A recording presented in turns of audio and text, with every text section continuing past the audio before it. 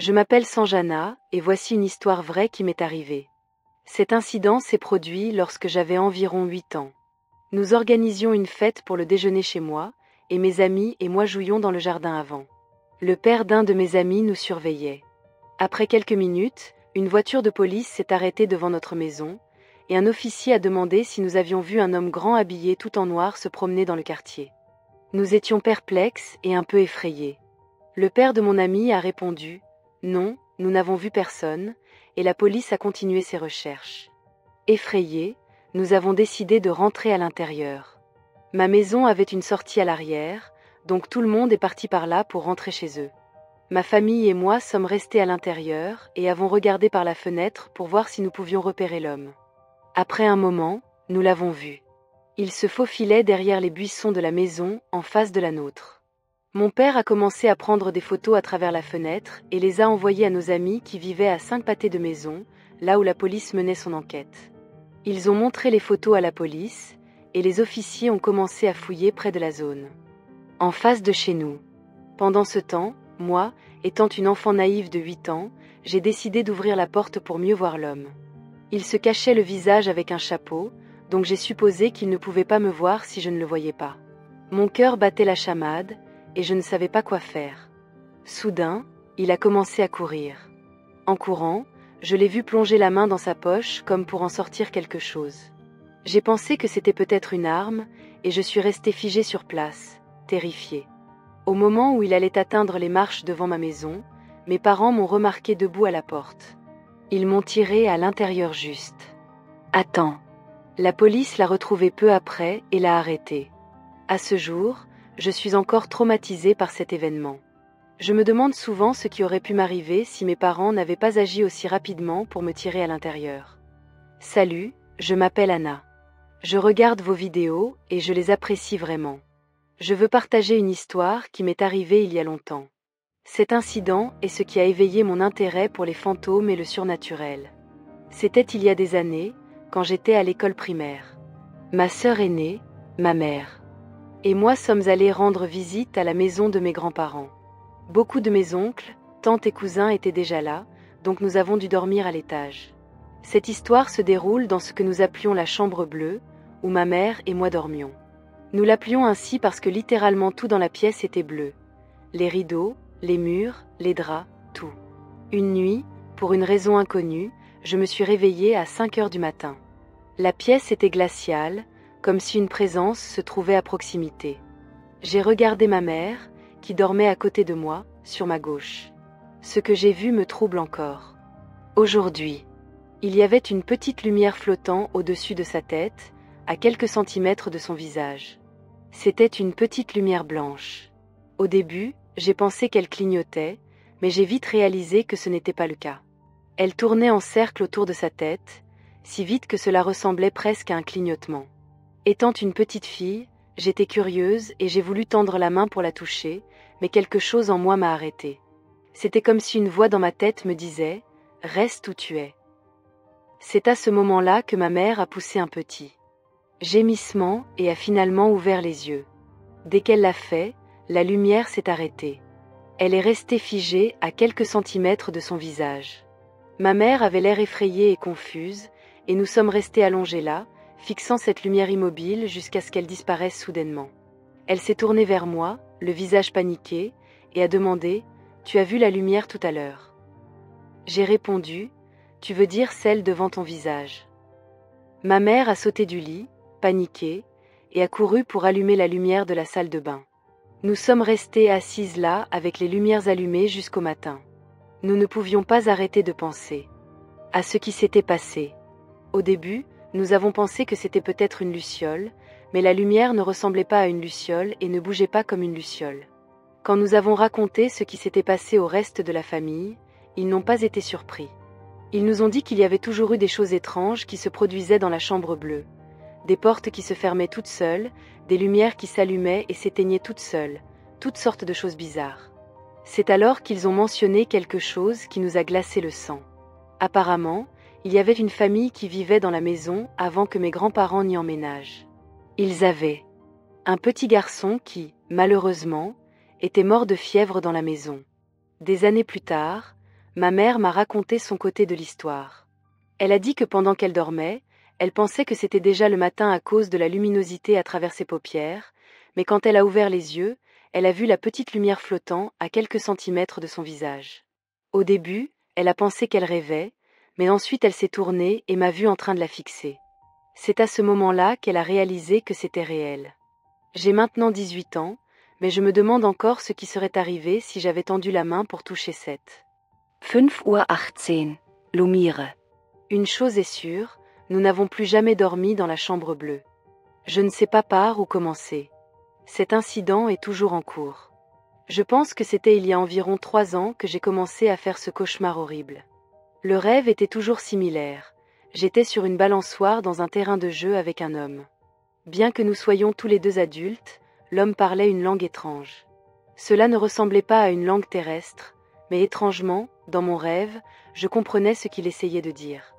Il a dit qu'il s'appelait H. Ensuite, le coucher de soleil a rapidement disparu, et la nuit est tombée.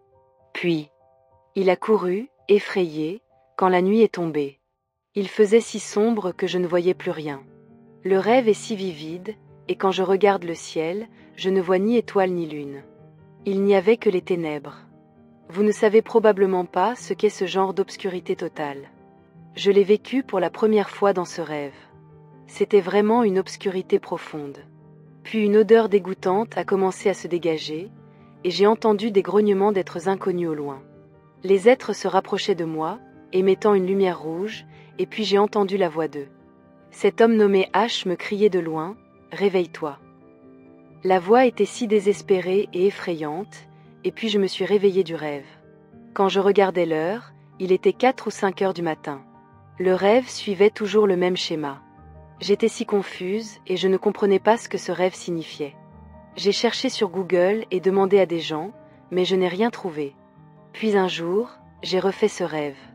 J'étais sur une balançoire au terrain de jeu avec H, mais cette fois il fronçait les sourcils et m'a dit « Tu sais où tu es ? S'il te plaît, ne viens plus ici. » Quand je lui ai demandé pourquoi, il a répondu « C'est ici que les prédateurs d'âmes existent. » Je lui ai demandé ce que cela signifiait. « Viens ici. » Quand j'ai demandé pourquoi, il a dit que c'est ici que les prédateurs d'âmes existent. Je lui ai demandé ce que cela signifiait, mais il a simplement levé les yeux vers le ciel et s'est enfui sans dire un mot. Ensuite, la nuit est tombée à nouveau, et j'ai entendu les cris des créatures étranges et les pas effrayants qui se rapprochaient. Les pas semblaient être ceux de milliers de pieds marchands. Par curiosité, cette fois, j'ai décidé d'attendre sans me réveiller du rêve. Puis je les ai entendus chuchoter, se rapprochant, mais leur langue était toujours étrange, et je ne pouvais pas comprendre ce qu'ils disaient. À ce moment-là, j'ai été saisie par une peur terrible, et j'ai pensé que je devais me réveiller de ce rêve. Ensuite, j'ai vu les créatures étranges et j'ai entendu ce qu'elles disaient clairement. J'ai ouvert les yeux et je me suis réveillée dans mon lit, dans ma chambre. J'ai immédiatement enregistré les mots que les créatures étranges avaient dit dans mon rêve directement sur mon téléphone. Cela ressemblait à « musique ». Ceci, mais je ne pouvais pas comprendre ce que cela signifiait, et cela ne semblait pas être une langue terrestre. J'étais saisie par la peur et je ne pouvais pas me rendormir. Après un moment, j'ai de nouveau fait un rêve, et ce jour-là, j'ai eu une conversation vraiment amusante avec H dans mon rêve. Je ne me souviens pas du contenu de la conversation, mais c'était un moment vraiment heureux. Puis, à un certain moment, la nuit est tombée, et quand les monstres se sont approchés, H a crié et a essayé de s'enfuir, mais il était trop tard. Les monstres géants étaient déjà devant nous, et ils ressemblaient à des mille-pattes géants. Les mille-pattes géants ont attaqué H. Le son de tout le corps de H déchiré, le son des mille-pattes le mâchant, la couleur rouge vive de son sang, tout cela était plus réel que la réalité. J'ai crié comme un fou, mais ma voix ne sortait pas parce que c'était un rêve. J'ai ressenti une douleur comme si ma tête allait exploser parce que j'essayais de crier si fort. Après un moment, après que les mille-pattes géants aient mangé H, l'un d'eux est venu vers moi et m'a mordu le bras. C'était si douloureux, et ensuite j'essayais de me réveiller de ce rêve. Heureusement, j'ai ouvert les yeux dans mon lit, mais ce qui était horrible, c'est que je ressentais une douleur dans mon bras.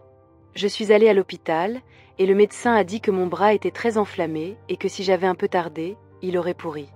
Heureusement, j'ai reçu un traitement et je me suis rétablie, mais ce qui est plus effrayant, c'est que je continue d'avoir ce rêve même maintenant. Maintenant, dans ce rêve, je suis seule sur la balançoire sans H, mais je ressens un bonheur inexplicable dans le terrain de jeu. Et ironiquement, ce bonheur me fait ne pas vouloir me réveiller de ce rêve. Heureusement, j'ai appris comment me réveiller de ce rêve maintenant, donc je me réveille avant que ces 1000 pattes géants n'apparaissent. Mais je ne sais toujours pas ce que ce rêve signifie, ou pourquoi je suis toujours dans ce terrain de jeu, et ce qui m'arriverait si je me faisais manger par ces 1000 pattes. Pour vous parler un peu du cadre de mon histoire, ma famille vit en face d'un poste de police dans un petit village. Tout est très proche de nous. Juste 3 portes plus loin de notre maison se trouve un magasin. Vendredi 14 juillet 2023, j'étais assis dans le salon, ma mère regardait la télé, ma grand-mère était au téléphone, et j'étais sur mon iPad quand ma mère s'est soudainement levée de son siège et a regardé par la fenêtre avant parce qu'elle avait entendu un bruit. J'ai haussé les épaules, n'y pensant pas trop. Elle a dit qu'il y avait 2 hommes, l'un qui semblait avoir la quarantaine et l'autre la trentaine, qui couraient dans la rue en criant et en hurlant, ivres. L'homme de la quarantaine était tout en noir, et l'homme de la trentaine portait un survêtement gris clair. Peut-être 5 secondes après que ma mère se soit assise, nous avons entendu un bruit sourd. Ma mère est sortie dans le couloir et a vu l'homme de la trentaine se jeter contre notre porte d'entrée. Ma mère, ma grand-mère et moi avons crié et couru vers la porte. Ma grand-mère et moi avons maintenu la porte fermée pendant que ma mère appelait la police. Je tremblais en entendant l'homme crier « Sortez de cette fichue maison !» pendant qu'il essayait de défoncer la porte. Ma mère a réussi à joindre la police et leur a raconté ce qui se passait. Nous pouvions entendre l'homme de la quarantaine essayer de calmer le plus jeune. Finalement, ils sont partis. Ma mère est montée à l'étage pour regarder par la petite fenêtre de la salle de bain et localiser les 2 hommes. Je suis également montée à l'étage et j'ai regardé par la fenêtre de ma chambre. J'ai vu l'homme qui avait essayé de défoncer notre porte sortir de la maison avec l'homme plus âgé qui avait essayé de le calmer. Ils tenaient tous les 2 des bouteilles de vodka en montant dans une BMW noire. La voiture est partie, a fait demi-tour et s'est garée juste devant notre maison. Je suis descendue et j'ai de nouveau maintenu la porte d'entrée fermée. J'ai vu l'homme tout en noir courir dans le magasin à côté de notre maison, prendre quelque chose, puis remonter dans la voiture. La police n'est jamais venue. Ce qui rend cela plus effrayant, c'est que ma mère a une tumeur au cerveau. S'ils avaient forcé l'entrée et l'avaient poussée, elle aurait pu mourir. Ma grand-mère venait de se faire opérer du genou. Elle aurait pu être gravement blessée ou pire. Je suis juste soulagée que ce matin-là, je sois tombée et me sois écorché les genoux, donc je ne suis pas allée au magasin. Si j'avais été en train de revenir du magasin, j'aurais pu tomber directement sur l'homme qui essayait de défoncer notre porte. Cela me terrifie encore d'imaginer ce qui aurait pu se passer si la porte d'entrée avait été laissée ouverte. Je suis content que nous étions à l'intérieur quand cela s'est produit, et je suis reconnaissant d'avoir eu du crédit sur mon téléphone pour que ma mère puisse appeler la police.